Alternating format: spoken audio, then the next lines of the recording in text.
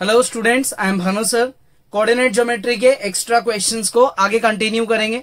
वही rough copy साथ लेके बैठो जिसमें आपने अभी तक के क्वेश्चंस को सॉल्व करा है। कोई भी पुराना वीडियो पेंडिंग है उसको कवर अप करो, उसकी सेल्फ प्रैक्टिस करो। चाहे वीडियोस को आप 2 बार देखो, लेकिन उसके बाद ही आप जब नए क्वेश्चंस करोगे तो आपसे खुद से बहुत जल्दी सॉल्व हो जाएंगे। ठीक है ना? तो प्रैक्टिस करते रहो। स्टार्ट करते हैं भाई। आपको क्वेश्चन में ये 2 पॉइंट्स गिवन है। क्वेश्चन क्या है? बहुत इजी है, सीधा सा है कि इनमें डिस्टेंस निकालो। तो डिस्टेंस निकालने के लिए क्या लगता है? डिस्टेंस फॉर्मूला लगता है। तो अब आप इस पॉइंट को क्या अज्यूम कर लो? ए, और इस पॉइंट को क्या अज्यूम कर लो भाई? बी। तो आपसे ए और बी का क्या पूछा है? डिस्टेंस पूछा गया है, जिसका फॉर्मूला क्या होता है? फॉर्मूला होता है x2 माइनस x1 का square plus y2 minus y1 का स्क्वायर। ठीक है, यही होता है भाई फॉर्मूला। अप्लाई करें इसमें डिस्टेंस फॉर्मूला, क्या आएगा अप्लाई करने से? ये हो जाएगा x2 पूरा, ये हो जाएगा y2, ये हो जाएगा x1 और ये हो गया हमारा y1। तो अब देखो, पहले क्या लिखेंगे? पहले लिखेंगे x2। तो हमने पहले x2 लिखा और फिर माइनस साइन लगा के लिखा x1 और क्या लगा दिया? स्क्वायर। फिर क्या करेंगे? फिर अपन लिखेंगे यहां पे y2, फिर माइनस करेंगे और यहां कर देंगे y1। माइनस का a साइन थीटा और माइनस माइनस प्लस का b कॉस थीटा। ठीक है, यहां तक क्लियर? जब आप 0 माइनस ये टर्म लिखोगे तो जब 0 ब्रैकेट के अंदर जाएगा तो साइन को बदल देगा। ये टर्म नेगेटिव बना देगा और ये नेगेटिव नेगेटिव ये टर्म को पॉजिटिव बना देगा। क्लियर? ये 0 ने साइन को बदल दिया। अब क्या करेंगे भाई? अब अपन इसका होल स्क्वायर करते हैं। किस चीज का होल स्क्वायर होगा? पहली टर्म है हमारी a cos थीटा, ठीक है, प्लस b sin थीटा का होल स्क्वायर। फिर एडिशन साइन लगाएंगे, अंदर आएगा b cos theta minus a sin theta का होल स्क्वायर। ठीक है, यही होगा।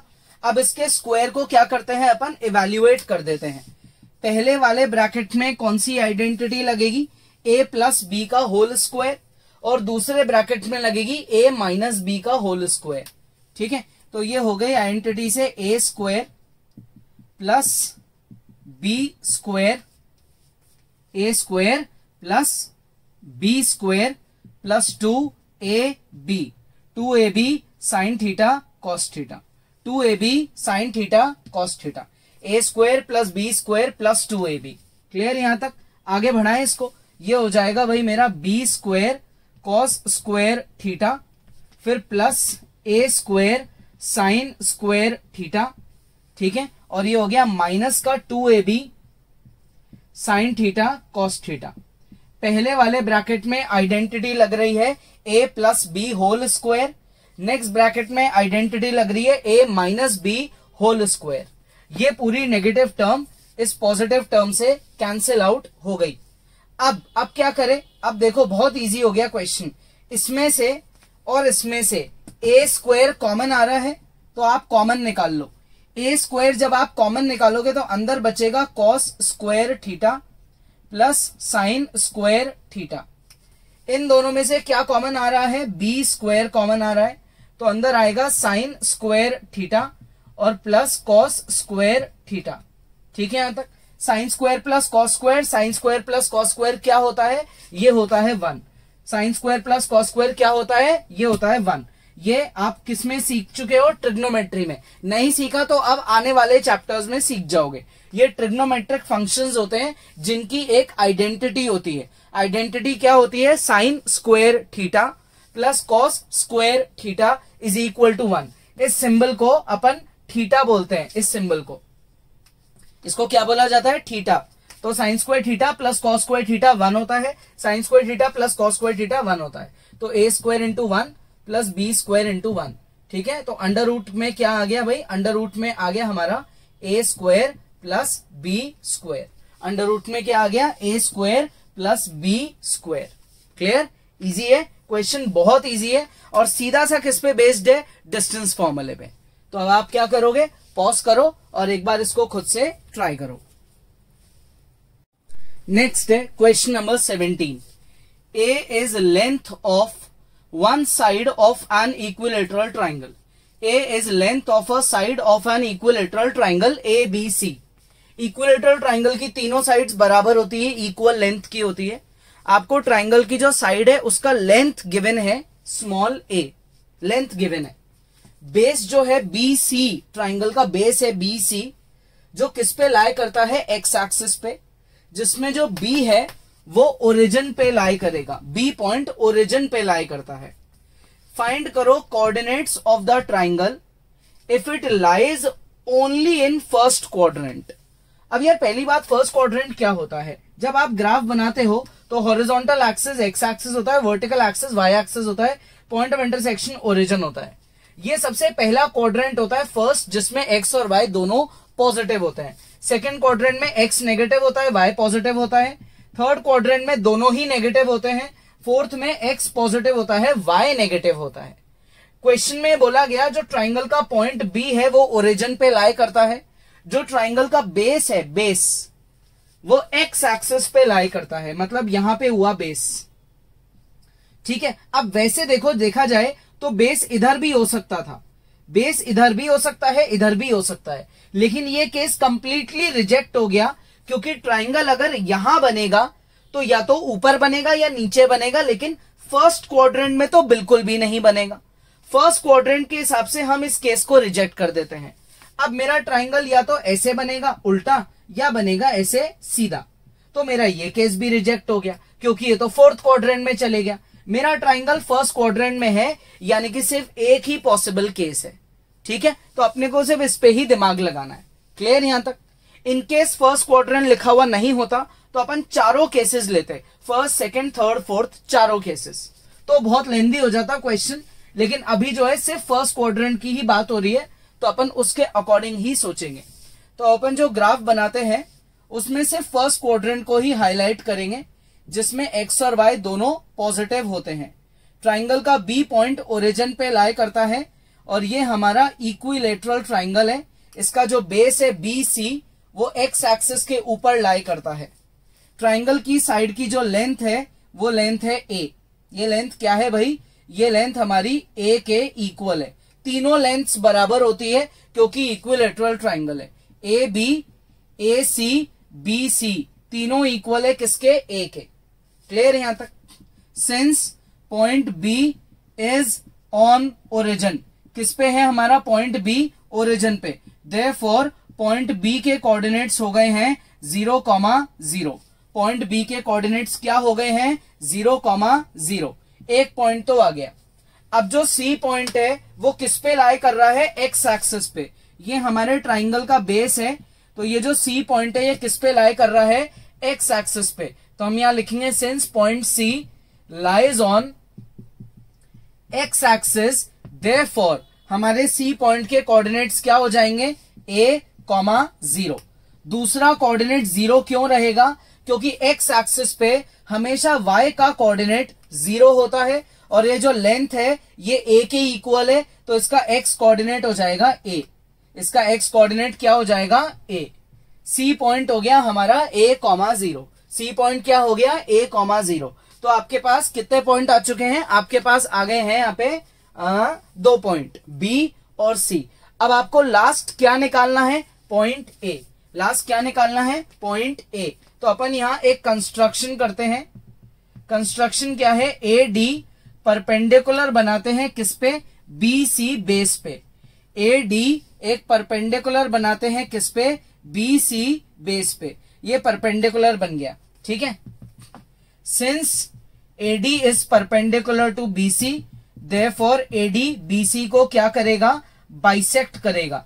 ये बाइसेक्ट वाला रूल कब लगता है? जब ट्राइंगल या तो इक्विलेटरल हो या आइसोसेलेस हो, तो ये लगता है. इसका मतलब ये जो BD लाइन है ये BC का क्या हो गई है? हाफ. ये जो BD लाइन है ये पूरे BC का क्या हो गई है? हाफ. तो इस हिसाब से BD लाइन कितना हो गया भाई मेरा?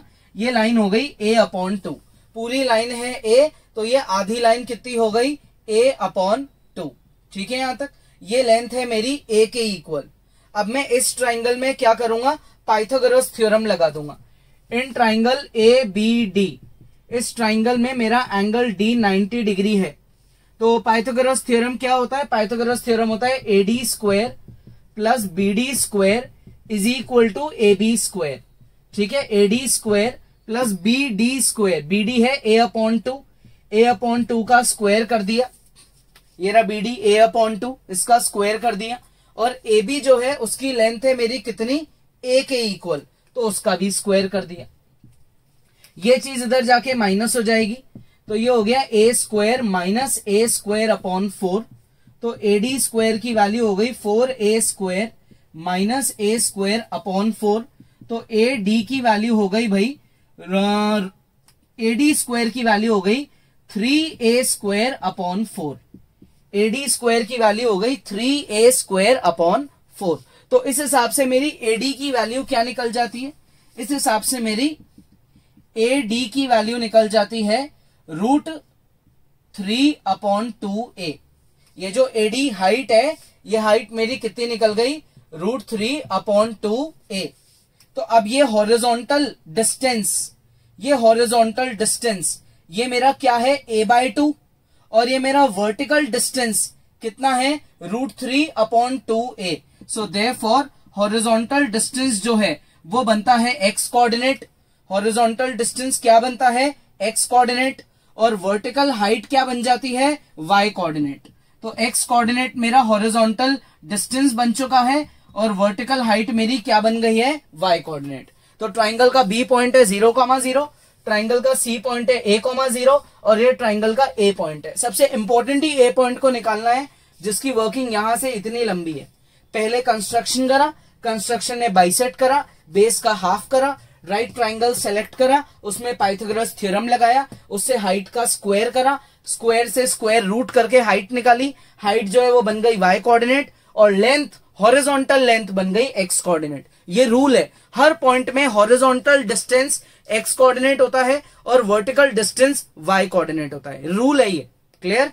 तो अब आप क्या करेंगे? आराम से इसको पॉज करो, कोई डाउट है इस क्वेश्चन को दोबारा से समझो, लेकिन कॉपी मत करो, फिर इसको खुद से ट्राई करो, पॉज करो और ट्राई करो।